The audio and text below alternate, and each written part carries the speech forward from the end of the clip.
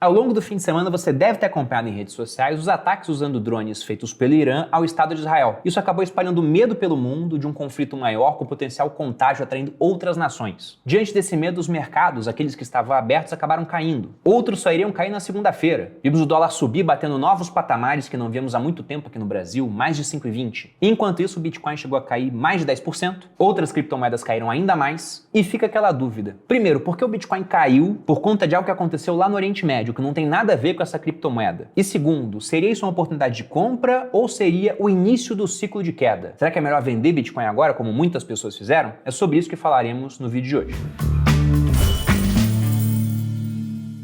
E aí pessoal do Você Mais Rico, quem fala aqui é Bruno Perini, criador do canal. E antes de entrar no assunto do vídeo e falar para vocês sobre essa queda que nós vimos do Bitcoin ao longo do fim de semana, que perdura até o dia de hoje, não só do Bitcoin, como de outros mercados, a gente pega as altcoins caindo bem mais que o Bitcoin inclusive, eu vou lembrar que nós abrimos ontem a inscrição para a 5ª turma do Viver de Renda Cripto. Se você é leigo no assunto, ou até sabe um pouco, é um comprador de tokens, mas não consegue utilizar muito os recursos do mundo cripto e quer aprender de verdade com quem conhece do assunto, eu te convido a conhecer o Viver de Renda Cripto, um curso feito em parceria entre o Grupo Primo, através da minha pessoa, com a Paradigm Education, do Felipe Santana, que no Brasil é um dos caras que mais entende do assunto. E lá a gente tem a missão de pegar até mesmo o mais completo leigo e transformar esse cara em alguém com conhecimento de verdade sobre o mercado cripto, capaz até de trabalhar com esse mercado, como já aconteceu com alguns alunos, e também de multiplicar e proteger o seu patrimônio investido em criptomoedas. Como já disse algumas vezes aqui no canal, eu acho que cripto vai ser responsável por alguns maiores ganhos que teremos no futuro, mas também por alguns dos maiores prejuízos, seja pela alocação ruim de investimento de certos indivíduos, ou também porque vão tomar um hack, um tipo de golpe, já que é um mercado realmente muito novo, com muitas potencialidades, mas vários perigos. Para quem quiser fazer parte, há um link aqui na descrição do vídeo, na qual você pode se inscrever, lembrando que a primeira aula é no sábado comigo, às 9 da manhã, ao vivo. Tudo fica gravado, mas as aulas acontecem ao vivo, porque o curso ele é totalmente novo, já que em cripto, de um ano para outro, muita coisa muda, as narrativas mudam, surgem literalmente mais de 1 milhão de novas criptomoedas, e aqui eu não estou exagerando, da turma 4 para a turma 5 foram mais de 1 milhão de novas criptomoedas criadas, de modo que ele está sendo do forno fresquinho para você. Para quem quiser aproveitar, link aqui na descrição. Agora entrando no assunto do vídeo, vocês devem ter acompanhado ao longo do fim de semana, começando na sexta-feira, o que inicialmente eram rumores de um ataque do Irã a Israel, que no sábado vieram a se confirmar, as redes sociais foram inundadas de postagens sobre isso, com vários drones iranianos invadindo o espaço aéreo israelense, vários vindos ali pela direção da Jordânia, que fica logo em frente a Israel, na direção do Irã, e sendo interceptados pelo chamado Iron Dome. Eu não pretendo me ater muito ao porquê desses ataques aqui no vídeo, já que a gente acabou de gravar um podcast do Sócio com a presença do professor Roque, falando exclusivamente do assunto Israel versus Irã e do risco de contágio que existe em torno desse conflito que pode evoluir para uma guerra local e talvez até para algo maior, né? Vamos bater na madeira 3 vezes aqui, mas sempre existe a possibilidade. Então, para quem quiser saber mais dos pormenores disso, tem um podcast. Agora, quanto a consequências práticas, o que nós vimos no fim de semana foi o mercado cripto, que é um mercado que está aberto, caindo bastante. Na verdade, tudo que estivesse aberto naquele período iria cair, exceto uma coisa, o dólar americano. Nós chegamos a ver em corretoras cripto, como por exemplo na Binance, o par, o SDT, aquele dólar Tether, uma stablecoin que vai ter o mesmo preço do dólar, negociando a 5,40 contra o real. E aí ficou aquilo, né? Será que na segunda-feira o dólar vai subir tanto assim? Ou isso está acontecendo também porque você tem menos dólares na Binance, já que ela não pode operar no mercado americano? Fui para os Estados Unidos há pouco tempo e lá você não consegue acessar a Binance, ou até consegue acessar, mas não consegue operar. Então pode haver uma certa restrição de liquidez para lá, mas na prática o que nós vimos foi no começo da semana a queda do Ibovespa, de mais ou menos uns 3%, e o dólar subindo bastante, saindo do patamar de 5,08 para o patamar, enquanto eu gravo esse vídeo, de 5,27. Fazia tempo que a gente não viu o dólar bater um valor tão alto. E nisso nós vimos o mercado cripto sofrer também, com queda do Bitcoin, queda do Ether, uma forte queda de Solana, meme coins nem se falam, né, como tem menos fundamento, são um beta do mercado, se o mercado sobe, elas sobem mais, se o mercado cai, elas acabam caindo mais também. E o primeiro ponto é entender por que isso aconteceu. No meu Instagram, por exemplo, eu fui inundado de mensagens do tipo, mas caramba, o que tem a ver o Bitcoin com o Irã, com Israel, os ETFs estão nos Estados Unidos, por que diabos o preço das criptomoedas irão cair se esses dois países tiverem um conflito entre eles? E o que a gente tem que entender primeiro é que o mundo ele é totalmente conectado. Então, algo que acontece lá no Oriente Médio vai afetar os mercados ao redor do mundo inteiro. Até porque todo conflito no Oriente Médio, ainda mais envolvendo o Irã, que é um dos principais produtores de petróleo do mundo, tem poder para impactar o preço dessa commodity, que é uma das commodities mais inflacionárias que existem, no sentido de que quando o petróleo sobe, a inflação ao redor do mundo inteiro também sobe. E nós vimos o que aconteceu recentemente com índices de inflação altos pelo mundo, foi a subida dos juros. E quando os juros sobem, eles derrubam o preço dos ativos de risco. De modo que caso realmente você tenha um conflito que eleve o preço do petróleo, contrário, a inflação deve ficar mais alta por mais tempo e impedir, por exemplo, a queda dos juros americanos, que já é precificada pelo mercado para começar a acontecer agora em torno do meio do ano. Então, se essa queda fosse postergada, isso seria ruim para os ativos de risco. E criptomoedas, o Bitcoin e as outras, estão dentro dessa classe dos ativos de risco. Sendo que aqui você tem mais um ponto. Essa não é a maneira como eu vejo o Bitcoin, também acho que não é a maneira como vários de vocês que acompanham o canal aqui veem, mas para muitos gestores do mercado financeiro, institucionais que têm posição em Bitcoin agora, ele nada mais é do que um beta de empresas de tecnologia, de um índice Nasdaq 100, por exemplo. O que eu quero dizer com isso? Quando o Nasdaq 100, índice formado por 100 empresas de tecnologia que estão listadas nos Estados Unidos da bolsa Nasdaq, sobe 10%, o Bitcoin, por exemplo, poderia subir 30%. Quando esse índice cai 10%, o Bitcoin cairia 30%. Ou seja, o Bitcoin é 3 vezes melhor do que o índice, ele simplesmente é 3 vezes mais volátil. Então, esperando que um acontecimento desses tivesse impacto no preço das empresas de tecnologia, é natural que vendas de Bitcoin e de outras criptomoedas ocorram durante o fim de semana. Até porque se o Bitcoin cai bastante e as outras não caem, talvez o pessoal venda as outras para poder comprar mais Bitcoin, no movimento de arbitragem. De modo que é natural que o preço caia quando o evento assim vier a acontecer. E aí, já extrapolando para algo que eu acho que não vai ocorrer, que a gente está vendo é muito mais agora uma diminuição das tensões, meio que o Irã deu uma resposta a Israel por conta de um ataque a uma embaixada iraniana na Síria. Então já era algo que meio que esperado para não deixar barato, mas também não queria uma resposta muito grave para não provocar uma contra-resposta israelense, o que pode levar a uma série de outros eventos que vão acabar levando a uma guerra. Eu não acho que essa é a principal hipótese, posso estar errado logicamente, mas caso isso viesse a acontecer, tivéssemos realmente um conflito, também me perguntaram o que eu acho que vai acontecer com o Bitcoin nesse caso. E na minha opinião, no curto prazo, ele poderia cair porque tudo pode cair, exceto aquilo que é tido como porto seguro do mundo, né, que é o dólar americano, mais especificamente você pegar esses dólares e comprar títulos públicos americanos, já que agora eles estão pagando 5% ao ano de curto prazo. Os de longo prazo estão pagando 4%, um pouquinho mais do que isso. Agora, realmente, no contexto de uma guerra mundial, que costuma ser um conflito existencial entre países, onde o vencedor pode, inclusive, deixar de existir como Estado, como uma nação que tem um território, nesse tipo de conflito, vale tudo, ou quase tudo, para vencer. Países vão aumentar os seus impostos, o próprio imposto de renda ele foi criado num contexto de guerra mundial, foi a época das guerras napoleônicas, só não demos o nome de guerra mundial porque não quisemos, mas toda a Europa se envolveu naquela guerra. E os países europeus tinham várias colônias espalhadas pelo mundo. Os países também vão emitir mais dívida até um certo limite, porque pro lado que está perdendo principalmente começa a ficar mais difícil, ninguém quer financiar essa dívida com medo de não ser pago. Os países vão alistar compulsoriamente os seus cidadãos para lutar na guerra, isso acontece até em tempo de paz, alistamento militar obrigatório, quanto mais num conflito. E logicamente eles iriam imprimir muito dinheiro, aqui imprimir entre aspas, né? Eles iriam criar, aumentar muito a oferta monetária para poder pagar os custos de uma guerra. De modo que ao final de uma guerra a gente poderia estar simplesmente vivendo sentado sobre pilhas de papel sem valor. E nesse contexto o Bitcoin, que é escasso, poderia subir de preço contra essas moedas. Então, ocorrendo uma guerra ou não, eu não vejo motivo para você vender seus Bitcoins agora. E na pior hipótese, acho até que eles poderiam se valorizar. Só que isso sou eu e o mercado não tá nem aí. Para o que eu digo, o Bitcoin acabou caindo de preço. E aí fica aquela pergunta, né? Pô, mas agora, vale a pena comprar? O que você acha, Bruno? Eu já adianto que eu comprei Bitcoin durante o fim de semana. Mas vamos dar uma olhada aqui em alguns dados. O primeiro deles até o preço do Bitcoin no momento. Se a gente olha ao longo dos últimos 5 dias, ele tá caindo menos de 9%. Hoje, especificamente, enquanto eu gravo esse vídeo, tô gravando na terça, ele vai sair na quarta, ele tá caindo menos de 1%.